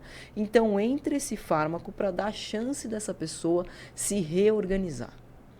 Aí é completamente plausível, tem que existir. Dependendo do nível que a coisa tá, é para esse lugar que tem que ir. Então, vai precisar de um psiquiatra ali atuando, sem dúvida nenhuma, vai precisar de um psicólogo atuando. Agora, na hora que a gente fala das pessoas que estão mais próximas, é acolhimento. É acolhimento. É sentir que a pessoa está num ambiente seguro, com pessoas seguras, com que ela tem um refúgio. É esse cenário. Precisa ter, eu acho que é mais do que paciência, e eu acho que a gente está num lugar de amor, a gente está num lugar de compaixão. Eu acho que a gente foi além da paciência. Mas cada coisa tem o seu lugar. Eu acho que vale super a pena as pessoas não quererem misturar ou errar a dose do que vai aonde. Por exemplo, se automedicar, esquece, gente, pelo amor de Deus, não vai por esse caminho. Não também ser muito resistente à medicação quando já está num lugar que está percebendo que não está conseguindo dar conta mais. Então, você pega pessoas mais velhas, até o próprio ir a um psicólogo, vira certo, não sou louco? Tem até essa crença ainda. Então, saber até que ponto... Os tempos atuais, né? Ainda existe uma coisa assim. Então, saber até que ponto que você não está mais dando conta e que você precisa de ajuda. E se olhar um pouco, com um pouco de sinceridade, para saber que tipo de ajuda que você está precisando. Se é só de um terapeuta, se já é uma ajuda farmacológica, se você está precisando informar a sua rede de apoio, a situação que você está, para essa rede te acolher. Então, falar com os seus parentes mais próximos, se abrir com os amigos mais próximos. Então, tudo isso, e obviamente, essas pessoas... Fale com a Karen. Eu vou adorar. Eu vou adorar olhar para todo esse cenário e desenhar. Que é exatamente o que eu faço hoje em dia, né? Sim. Olhar a vida da pessoa num 360 e olhar desde a hora que ela acorda, que horas que ela acorda, como ela acorda, por que ela acorda, até a hora que ela vai dormir, como ela vai dormir, por que ela foi dormir. Então, eu entro muito no mapeamento de do que acontece na vida de todos os hábitos que estão envolvidos ali, como que a gente consegue colocar mudar o quê, e sabe quase uma mesa de som, que você vai colocando um pouco mais de grave aqui, um pouco mais de agudo ali, sobe um pouquinho mais o microfone aqui, outro ali, você vai modulando tudo. E agora, melhorou? Não, peraí, então vamos ajustar um pouquinho mais aqui. E são vários botõezinhos que dá... Mas é você que faz esse ajuste ou você ensina? Eu ensino. A maior parte eu ensino, e tem muitas coisas que são interdisciplinares, que eu preciso de outros profissionais também para ir fazendo. Mas é muito interessante esse lugar que eu cheguei assim nessa construção. Foi uma caminhada muito bacana. Foi uma caminhada muito bacana. Mas da pessoa que está só fechando, da pessoa que está tendo que conviver com algum ansioso, primeira coisa, gente, ansiedade não é frescura, tá? Sim. Ansiedade não é frescura, tá tendo um disparo enorme neuroquímico ali, a biologia dessa pessoa e a química dessa pessoa tá toda alterada, então tenha minimamente compaixão pelo outro. Perfeito, bem colocado, nossa, perfeito, Karen, amei. Agora entrando num outro caminho que está correlacionado, eu vejo. Eu sei sua paixão pelo budismo. Eu não escondo. Não tem como esconder. Não é velado. Não é velado, nada é velado. Gente, eu falo que Buda lá, Jesus, Hashem, são nomes. Sim. O Criador é único. Sem eu entendo isso, eu entendo dessa forma. E que bom que colocou alguma coisa mais próxima da gente, porque da gente direto pro Criador, o negócio fica tão longe que a gente fala, caramba, nunca que eu vou chegar aí. para esses da esfera crítica já é. Então, pelo menos que a gente se espelhe neles um pouquinho. Com certeza, né? E ajam como eles, né? E falando um pouco nesse assunto, antes disso, vamos falar de meditação. Práticas de meditação. Tá. Você tem um programa que é o Desconstruindo a Ansiedade. Perfeito. Dentro desse teu programa, você ensina as pessoas a meditar também? Preciso chegar nesse lugar. Você precisa ir para esse preciso. mundo, né? Eu vou desconstruindo a ansiedade de toda essa questão mais densa do físico mesmo. Então, o que está acontecendo no corpo dessa pessoa? Então, é daí que eu parto. Porque não adianta eu querer colocar a pessoa para meditar enquanto ela está com taquicardia, enquanto ela está com CO2 numa concentração fora do comum, enquanto ela está com tensão muscular a rodo. Não adianta. O sistema atencional dela está todo desregulado. Então, na hora que eu falo, a meditação aqui, ela é uma ferramenta de treinamento da mente e, principalmente, treinar o que na minha mente? Treinar o meu sistema atencional. Porque uma das coisas que a ansiedade mais rouba é nossa atenção. Ela leva a nossa atenção para um lugar, e aí eu vou citar de novo Jung, tem uma frase dele que eu adoro, corpo e mente juntos. É uma frase pequena, simples, extremamente profunda e que resolveria muitas questões, tanto de patologia quanto de transtornos, enfim, até de brigas, se as pessoas conseguissem estar em sincronia, a mente e o corpo. Então, aonde o corpo está é onde a mente deve estar. Se você está querendo que só viver outra coisa, você precisa levar o corpo para lá junto.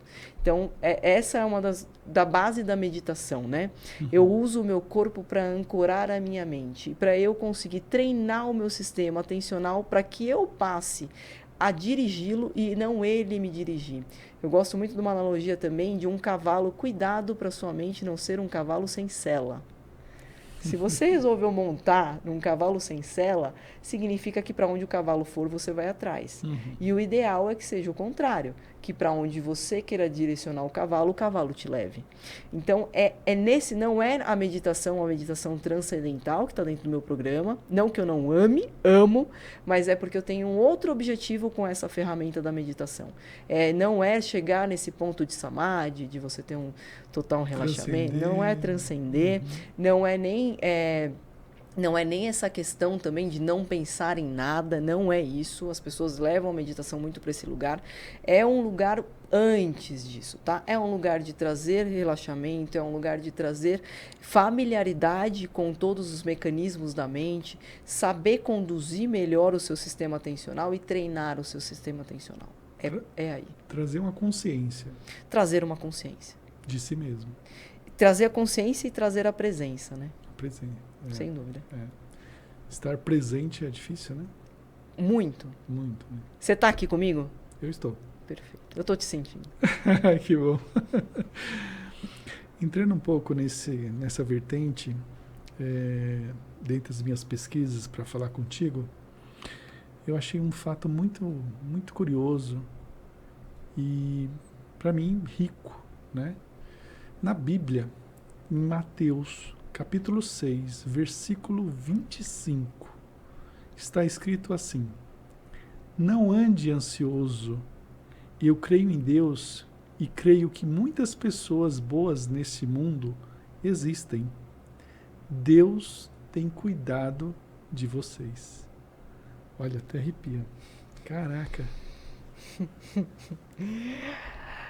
É fantástico. Até fantástico. Na Bíblia fala sobre a ansiedade para você não andar.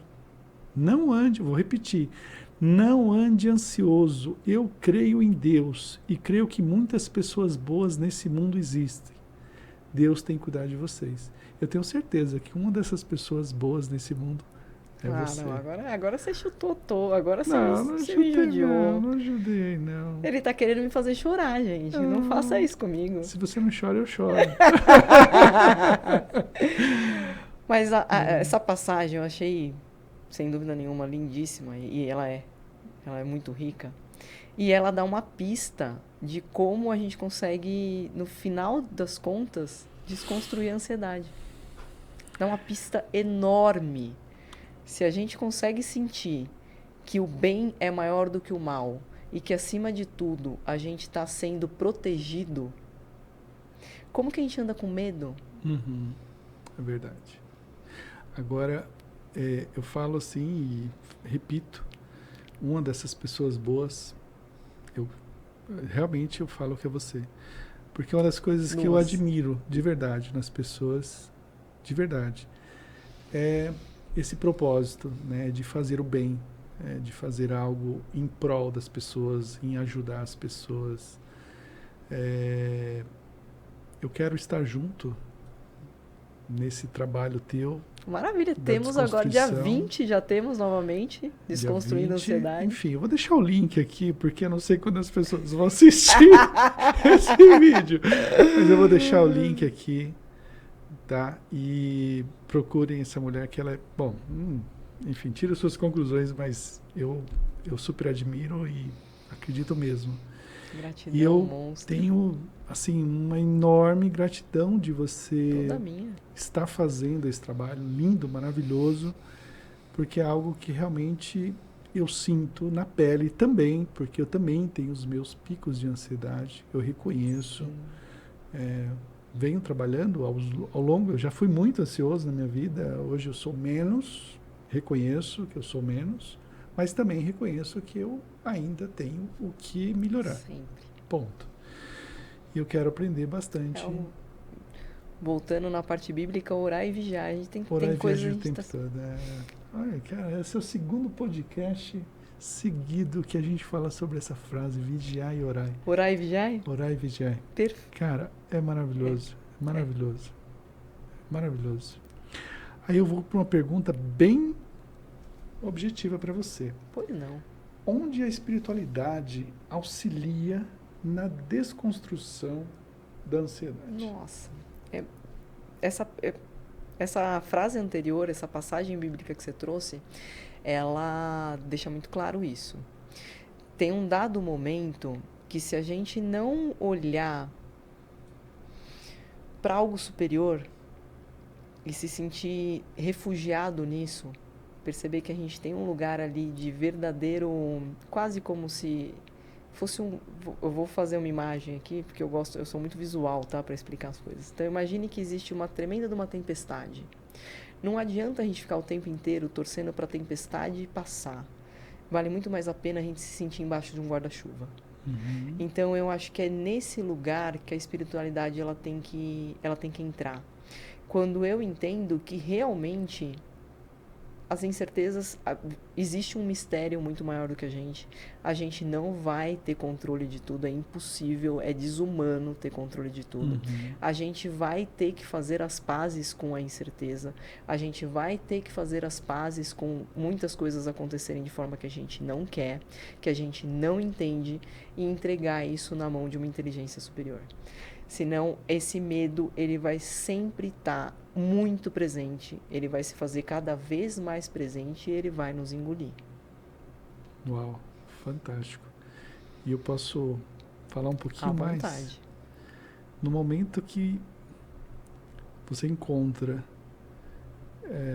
faz as pazes com esse divino, cara...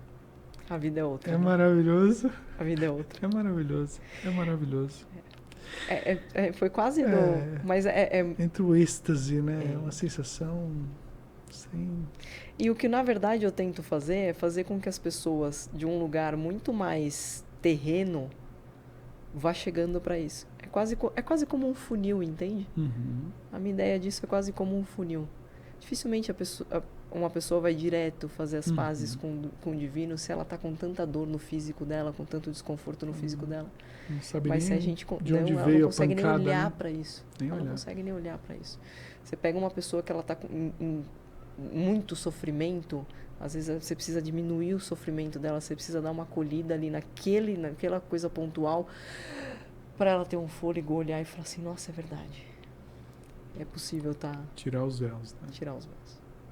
Como Até eu baixei minha voz aqui também. Não, mas não tem como, né? A gente entrou em outra energia, a gente entrou em outra frequência, né? A gente entrou em outra frequência. E corregulamos, maravilhoso, né? Maravilhoso. Faz tudo que você explicou, assim, a frequência foi até equalizar, realmente equalizada, perfeita, assim, adoro. Como as pessoas prosperam na vida, desconstruindo a ansiedade? Olha, isso que você falou é muito interessante, viu? Essa pergunta, porque tem pessoas... A gente fala dentro da parte comportamental, né? Eu tenho pós-graduação em neurociência do comportamento, então uma coisa que é muito comum falar dentro do comportamental e do TCC também é ninguém mantém um comportamento que não tem uma função. Olha que louco isso. E, infelizmente, muitas pessoas erroneamente associam ansiedade com produtividade. Então, elas entendem assim, eu não posso deixar de ser ansioso porque a ansiedade me move e é essa pilha, é esse coração saindo pela boca, é esse estresse que faz com que eu seja produtivo. E, bem na verdade, essa pessoa ela vai ser absolutamente mais criativa, até porque na hora que a gente está em estresse, a gente vai usar aqueles mecanismos que já são os mecanismos mais habituais. A gente está num modo muito mais...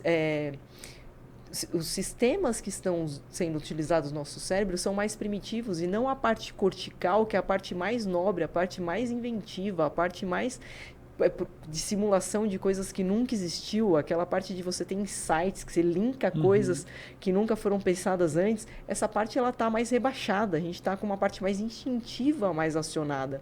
Então, erroneamente, as pessoas têm essa tendência a acreditar que ela vai prosperar mais se ela for mais ansiosa. Eu estou para dizer que é exatamente o oposto. Na hora que você estiver em paz, na hora que você estiver tranquilo, na hora que você estiver muito mais sereno, é a hora que você vai ser muito mais próspero. E até porque você está num lugar, dificilmente você está vibrando medo ali, né? Você está vibrando uma frequência mais baixa. Na hora que você conseguir vibrar uma frequência mais alta, você vai trazer para sua vida coisas muito mais valiosas, coisas muito mais ricas. E ao redor naturalmente vai junto. Né? Seja essa vela. Porque é justamente a vibração que você está emitindo e é o que você vai captar. Ou seja, você quer amor? Dê amor. Dê. Você quer abundância? Dê abundância. É fantástico isso, né? Karen Lisboa, quem é você? 39 anos que eu estou tentando responder essa pergunta. Fantástico. E eu tô para dizer que será muito triste o momento que eu conseguir respondê-la. Então não responde. Porque de verdade, a grande graça... Não, agora sério mesmo. Eu acho que a grande graça da vida está nas perguntas, está nos questionamentos, está naquilo... A pergunta te faz buscar. A pergunta te coloca em movimento de ir atrás. A resposta não. A resposta põe um ponto. Sim. E eu não quero pôr um ponto. Maravilhoso. Maravilhosa resposta. Agora, dentro do que você falou, durante esses 39 anos, aonde você buscou forças? Olha, caraca, isso vai ser bem legal. Muito tempo eu busquei força de uma forma bem superficial. Então, a minha força era uma força muito física. Depois da física, ela se tornou uma força muito mental.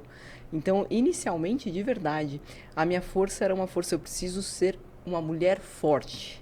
No sentido de, eu quero ser bem condicionada, eu quero conseguir carregar peso, fui atleta de Kung Fu. Aí o Kung Fu, ele me trouxe essa questão da mente. Peraí, na verdade, a grande força não está no meu físico, a grande força está na minha mente. Aí eu pivotei um pouco. Continuei cuidando do meu físico já como um templo para a mente, mas não focada mais no físico só pelo físico, e comecei a olhar para a minha mente. E aí agora eu queria ser muito forte mentalmente. E aí me levou para um lugar de quase supressão de emoções. Uma pessoa forte, ela é inabalável, tá? Na hora que eu fui para esse lugar, aí eu comecei a olhar e falar assim, peraí, isso aqui também não é onde eu tenho que parar. Também não tá legal isso aqui. Já não tá mais fazendo sentido, não tá mais me completando. Isso tá mais me anestesiando do que me engrandecendo. E aí eu fui olhar e falar assim, na verdade, essa força tá no meu espírito.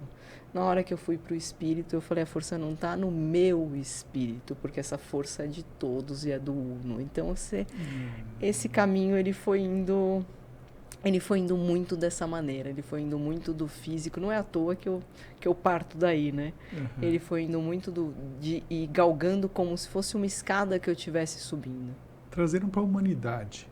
Sua formação inicial foi em educação física? Educação física. E as demais? Tenho formada em Educação Física, pós-graduada em Neurociência do Comportamento, agora mais recente, anteriormente em treinamento personalizado e alto rendimento, até porque eu fui atleta de Kung Fu, né? Então eu tinha uma sinergia muito grande com essa parte de competição, de ser atleta mesmo. E agora eu estou muito mais nessa... Fala muito dessa escadinha que eu fui subindo, né? Essa escadinha eu fui indo, meu estudo foi indo junto. Nunca consegui parar de estudar, eu gosto muito de estudar. Então, minha área de interesse ela vai mudando, eu vou mergulhando no estudo junto com ela. Hoje eu estou muito mais nessa parte mental. E a parte espiritual, ela vem em paralelo com o budismo, ela vem em paralelo com o kardecismo. Isso aí também foi acontecendo. Maravilhoso, maravilhoso. Karen Lisboa. Não tem nada a ver com La Casa de Papel, né?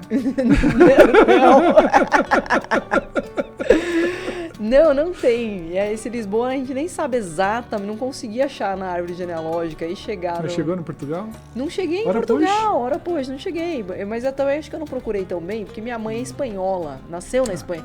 Então eu já tinha o romã aí no meio do caminho, eu falei, não tô... Já cheguei na Espanha, não me preocupei tanto em chegar em Portugal. Perfeito, perfeito.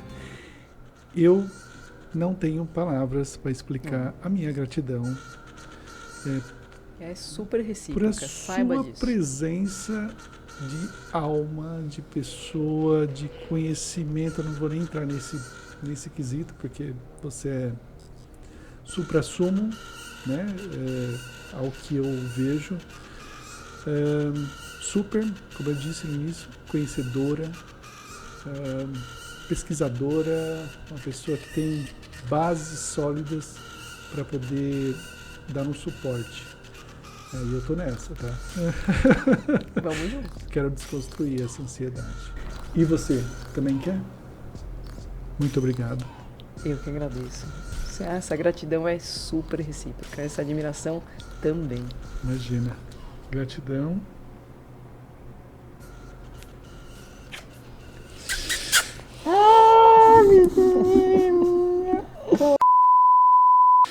Não, você põe em 2.0 e vai. Já falo rápido, em 2.0. O que eu falei? Vai parecer rala-rala, né? Árabe. Agora o make-off desse aqui vai ser da hora.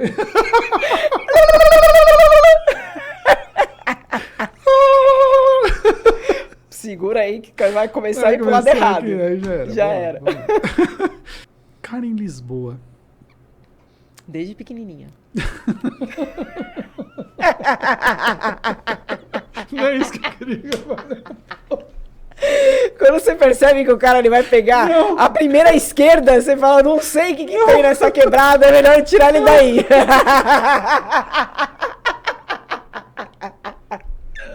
Não é isso, não. Eu ia falar sério. Eu tava muito sério. Eu ia falar muito sério, mas você me tirou da linha do raciocínio. Mas eu vou falar de novo.